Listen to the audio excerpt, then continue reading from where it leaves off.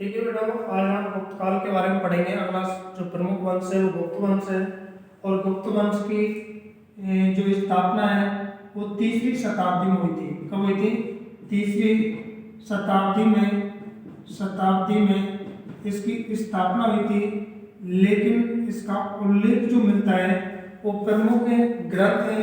जैसे मैं यहाँ पर बात करूँ कि इसका जो उल्लेख है गुप्त वंश का वो मिलता है आपका विष्णु पुराण में मिलता है। इसका जो उल्लेख है गुप्त वंश का वो वायु पुराण में मिलता है। वायु पुराण। इसका जो उल्लेख है वो आपका भागवत पुराण में भी मिलता है। किसमें मिलता है? भागवत पुराण में भी इसका क्या मिलता है? उल्लेख मिलता है। तो मैंने यहाँ पर 3 बिंदु यहाँ पर लिखे हैं कि तीसरी शताब्दी में इस गुप्त वंश की स्थापना हुई थी। और इसका जो उल्लेख है वो किसमें मिलता है? प्रमुख जो ग्रंथ है जैसे विष्णु पुराण में मिलता है, वायु पुराण में मिलता है और भागवत पुराण में भी इसका उल्लेख मिलता है। देखिए, पहला जो शासक हुआ था गुप्त वंश का वो था श्रीगुप्त। कौन था? श्रीगुप्त। और श्रीगुप्त ने जो गुप्त वंश की जो स्थापना की है वो की है 240 ईस्वी में की थी। लेकिन इनका जो समय रहा था 240 से 200 तक रहा था। 80 ईस्वी तक का क्या रहा था? समय रहा था। तो यहाँ पर समझने का प्रयास करना कि श्रीगुप्त गुप्त वंश की क्या करता है? स्थापना करता है। कब करता है? तो 240 ईस्वी में इसकी स्थापना करता है और एक उपाधि की धारण करता है। और वो उपाधि कौन सी है? महाराज की क्या करता है? उपाधि भी क्या करता है? धारण करता है। उपाधि धारण कौन करता है? श्रीगुप्त। इसके बाद श्रीगुप्त का जो उत्तराधिकारी बनता है इनका पुत्र होता है और उस पुत्र का नाम यहाँ पर है घटोत्कच। ये उत्तराधिकारी बनता है। इसका जो शासन होता है वो रहता है 280 ईस्वी से लेकर के और 319 ईस्वी तक इनका क्या रहता है? शासन रहता है। किसका शासन रहता है? 319 ईस्वी तक में घटोत्कच का क्या रहता है?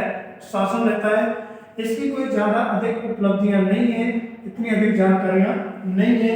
इसके बाद इसका पुत्र होता है और जिस पुत्र का नाम यहाँ पर है चंद्रगुप्त प्रथम। ये इसका क्या बनता है? उत्तराधिकारी बनता है और ये राज सिंहासन पर बैठता है 319 ईस्वी में। और 319 से लेकर के 335 ईस्वी तक इसका क्या रहता है? शासन रहता है। 319 से 335 ईस्वी तक इनका क्या रहता है? शासन रहता है। इस शासक की प्रमुख उपलब्धियां रही हैं। कौन कौन सी उपलब्धियां रही हैं? सबसे पहले तो इन्होंने राज सिंहासन पर बैठा था 319 ईस्वी में। और 319 में राज सिंहासन पर बैठते ही इन्होंने एक नए संवत की शुरुआत की थी जिसको यहाँ पर गुप्त संवत कहेंगे। कौन सा संवत कहेंगे? गुप्त संवत की जो शुरुआत है वो शुरुआत चंद्रगुप्त प्रथम ने ही की थी। शुरुआत किसने की थी? चंद्रगुप्त प्रथम ने की थी। और इसको हमें बर्रवी संवत भी कह सकते हैं या इसको कौन सा संवत में? गुप्त संवत की स्थापना किसने की थी? चंद्रगुप्त मौर्य ने। चंद्रगुप्त प्रथम ने। मौर्य अधिक है, अलग है। चंद्रगुप्त कौन सा है? प्रथम है, गुप्त वंश का शासक है। और इन्होंने ही इस गुप्त संवत की क्या की थी? शुरुआत की थी। और इन्होंने एक उपाधि धारण की थी महाराजा अधिराज की। इन्होंने क्या धारण की है? उपाधि धारण की। इन्होंने जो उपाधि धारण की थी वो महाराज की उपाधि धारण की थी श्रीगुप्त ने। जबकि इन्होंने जो उपाधि धारण की है वो किसकी की है? महाराजा अधिराज की क्या की है? इन्होंने उपाधि धारण की है। क्या धारण की है? उपाधि धारण की थी। किसने? चंद्रगुप्त प्रथम ने उपाधि धारण की थी। इसके बाद इनका विवाह की बात आती है तो इनका विवाह जो है वो हुआ था लिच्छवी वंश की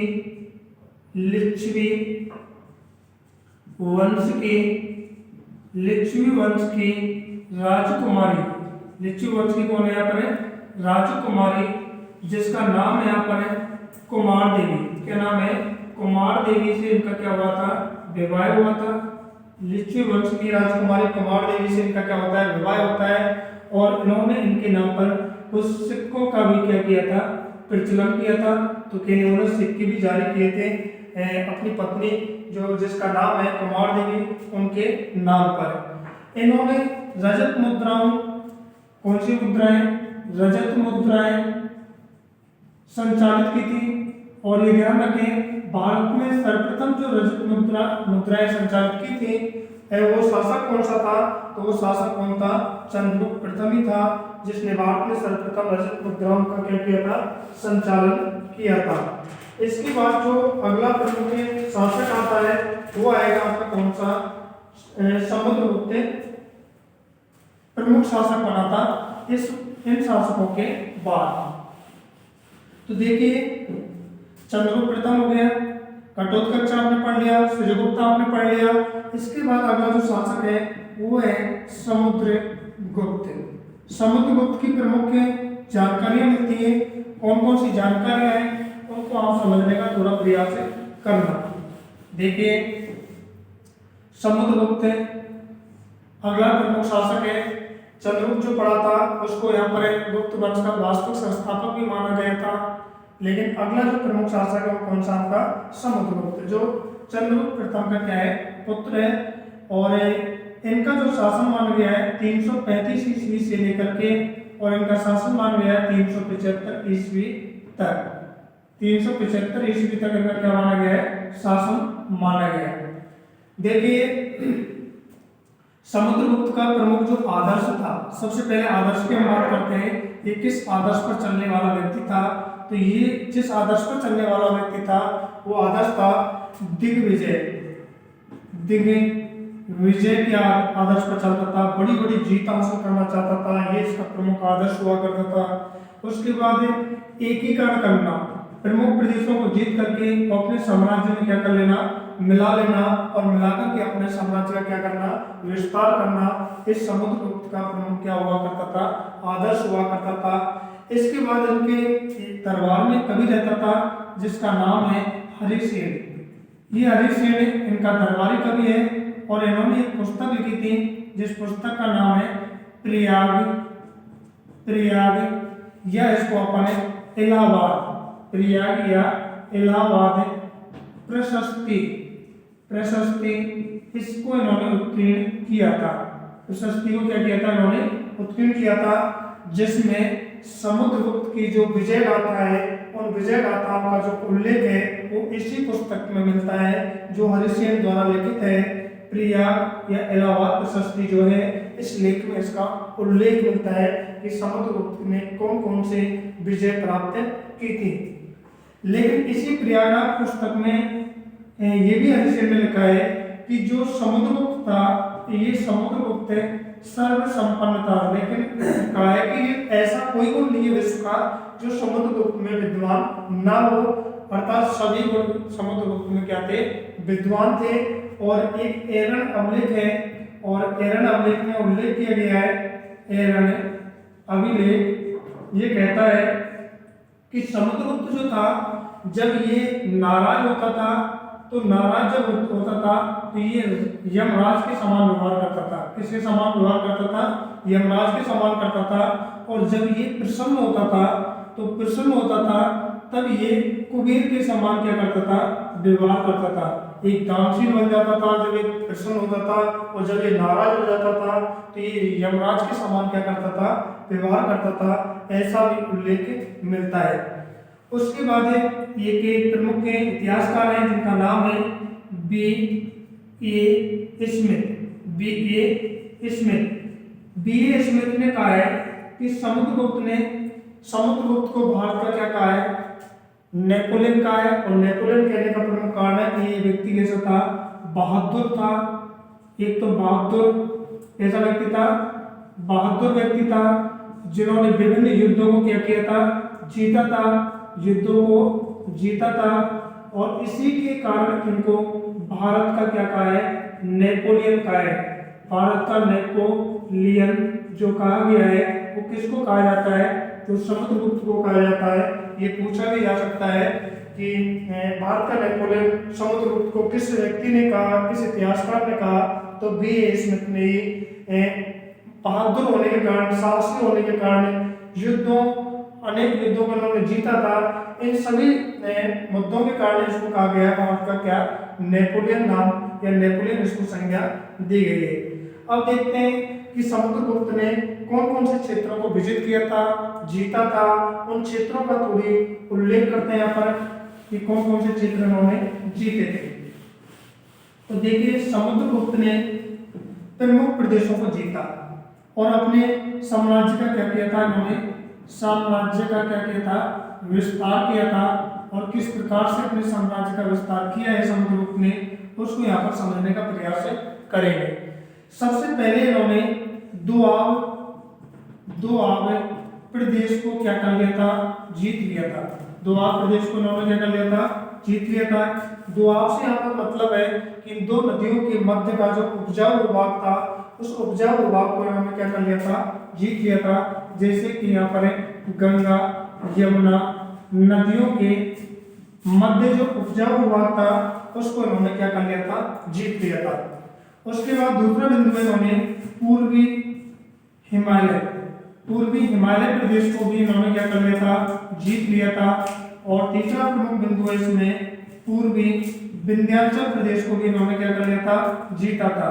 पूर्वी विंध्याचल प्रदेश को भी इन्होंने क्या कर लिया था, जीता था। अगला प्रमुख क्षेत्र था इनका, चौथा बिंदु है इनका दक्कन प्रदेश को भी इन्होंने क्या कर लिया था, जीत लिया था। इससे अगला इन्होंने पांचवा प्रदेश था शक व कुषाण। शक व कौन है यहाँ पर, कुषाण। इनसे भी विभिन्न प्रदेशों पर इन्होंने क्या कर लिया था, जीत लिया था। तो मैं साम्राज्य के विस्तार की बात कर रहा था, कौन कौन से क्षेत्रों को इन्होंने जीता था और जीत करके अपने साम्राज्य का विस्तार किया था। तो दोआब प्रदेश को जीता था, पूर्वी हिमालय प्रदेश को इन्होंने जीत लिया था, पूर्वी विंध्याचल प्रदेश को जीत लिया था और पूर्वी भी दक्कन प्रदेश को भी इन्होंने क्या किया था, जीता था। और शक और कुषाणों से भी इन्होंने विभिन्न प्रदेशों को जीत करके और अपने साम्राज्य का क्या किया था, इन्होंने विस्तार किया था। ऐसा भी माना जाता है कि इन्होंने आर्यावर्त के 9 राजा और दक्षिणावर्त के 12 राजाओं को हरा करके और इन्होंने एक यज्ञ किया था। उस यज्ञ का नाम है यहाँ पर अश्वमेध यज्ञ। तो ध्यान रखें, समुद्रगुप्त ने आर्यावर्त के 12 राजाओं को और आर्यावर्त के 9 राजाओं को और दक्षिणावर्त के कितने 12 राजाओं को हरा करके क्या किया था, अश्वमेध यज्ञ का आयोजन किया था।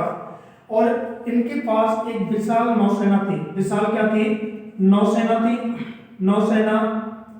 विशाल नौसेना। और विशाल नौसेना के कारण इनका जो बाहरी जो क्षेत्र थे, जो पड़ोसी जो राज्य थे, उन राज्यों से कैसे थे, मैत्रीपूर्ण संबंध थे। कहने मतलब इनके वैदेशिक जो संबंध थे वो कैसे थे, मैत्रीपूर्ण थे। और क्योंकि इनके पास एक मजबूत क्या थे, नौसेना थे। इसके बाद इनके पास श्रीलंका के एक शासक था और श्रीलंका के उस शासक का नाम है यहाँ पर मेघवर्मन। इस मेघवर्मन ने कुछ उपहार दिया था और उपहार दे करके इनसे आग्रह किया था, आग्रह किया था गया में क्या बनाने का, बौद्ध मठ बनाने का क्या किया गया था, आग्रह किया गया था कि हम यहाँ पर बौद्ध मठ बनाने की अनुमति मांगी। तो यहाँ पर ध्यान रखें, श्रीलंका का शासक मेघवर्मन जिसने कुछ उपहार दिया समुद्रगुप्त को और उपहार दे करके उनसे अनुमति मांगने का प्रयास किया गया था कि गया में बौद्ध मठ बनाने की अनुमति यहाँ पर मांगी गई थी। इसके बाद जो प्रमुख इनकी जानकारी मिलती है वो मिलती है यहाँ पर ग्रहण मोक्षा और विलय की नीति को इन्होंने क्या किया था, अपनाया था। थोड़ा सा इसको भी आप समझने का प्रयास करना। लेकिन इससे पूर्व में थोड़ी सी उपाधियां बता देता हूँ कि समुद्रगुप्त ने कौन कौन सी उपाधियां धारण की थी। तो यहाँ पर समुद्रगुप्त ने विक्रमांक की उपाधि धारण की थी। विक्रमांक की क्या की थी, उपाधि धारण की थी। और इन्होंने एक उपाधि और भी धारण की थी, पराक्रमांक की भी इन्होंने क्या की थी, उपाधि धारण की थी। और इन्होंने उपाधियों के साथ साथ, ये बिंदु हो गया। अगला बिंदु है इसका, इन्होंने स्वयं को बीड़ा बजाते हुए, क्या बजाते हुए, बीड़ा बजाते हुए सिक्कों पर क्या करवाया है, उत्कीर्ण करवाया है। और अश्वमेध पराक्रम भी लिखवाया, सिक्कों पर जो लिखवाया इन्होंने अश्वमेध, क्योंकि इन्होंने अश्वमेध यज्ञ किया था और इन्होंने अश्वमेध ये भी सिक्कों पर क्या करवाया है, उत्कीर्ण करवाया है। सिक्कों पर जो उत्कीर्ण करवाया है इन्होंने, वो क्या क्या चीजें उत्कीर्ण करवाई है, एक तो स्वयं को बीड़ा बजाते हुए उत्कीर्ण करवाया है, एक इन्होंने अश्वमेध पराक्रम शब्द भी लगवा करके उसको उत्कीर्ण करवाया है, और ये ललित कला, कौन सी कला, ललित कला, संगीत, संगीत संगीत आदि में क्या थे, ये निपुण थे। आदि में कैसे थे, ये निपुण थे, और इसीलिए समुद्रगुप्त को भारत का कविराज भी कहा जाता है। क्या कहा जाता है, कविराज। इन्हें मतलब शासक को कविराज के नाम से भी जाना जाता है। अब यहाँ पर एक नीति है इनकी, जिस नीति की मैं यहाँ पर बात कर रहा था, ग्रहण, ग्रहण, मोक्ष, मोक्षानुग्रह की इन्होंने क्या अपनाई थी, नीति अपनाई थी। क्या है ये ग्रहण मोक्षानुग्रह की नीति, इनकी समुद्रगुप्त द्वारा अपनाई गई ये नीति है। इसको थोड़ा समझने का प्रयास करना। यहाँ पर कुछ शब्द है, मैं इसका संधि विच्छेद कर रहा हूँ। एक तो है ग्रहण, और एक शब्द यहाँ पर है मोक्ष, और एक शब्द यहाँ पर है अनुग्रह। एक शब्द क्या है यहाँ पर है, अनुग्रह। तो इसको समझने का प्रयास करना। यहाँ पर ग्रहण का अर्थ है शत्रु पर अधिकार करना। किसके अनुसार है ये इसके अनुसार है, समुद्रगुप्त के अकॉर्डिंग है कि शत्रु पर अधिकार करना, अधिकार करना, और शत्रु को यहाँ पर क्या करना, मुक्त करना, शत्रु को मुक्त करना, मुक्त करना। और लास्ट है इसका अनुग्रह का मतलब है कि जो विजित राज्य है, जो जीते हुए राज्य हैं, उन जीते हुए राज्यों को क्या करना, वापस लौटाना। कहने का मतलब यहाँ पर राज्यों को क्या करना है, वापस लौटाना, राज्यों को वापस,